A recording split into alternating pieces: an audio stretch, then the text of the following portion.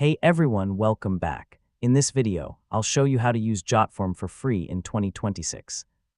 If you want to create online forms, collect responses, and manage submissions without paying for a subscription, this guide will help you get started step by step.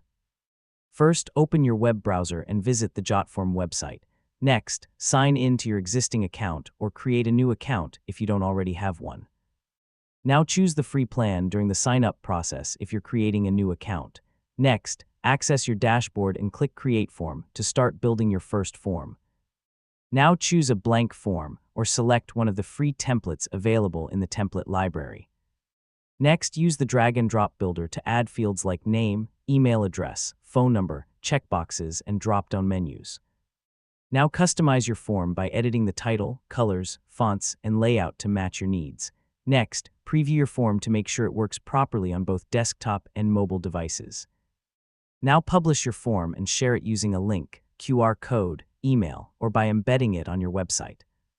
Finally, monitor your form submissions from the Jotform dashboard while staying within the limits of the free plan. And that's it. You've successfully learned how to use Jotform for free.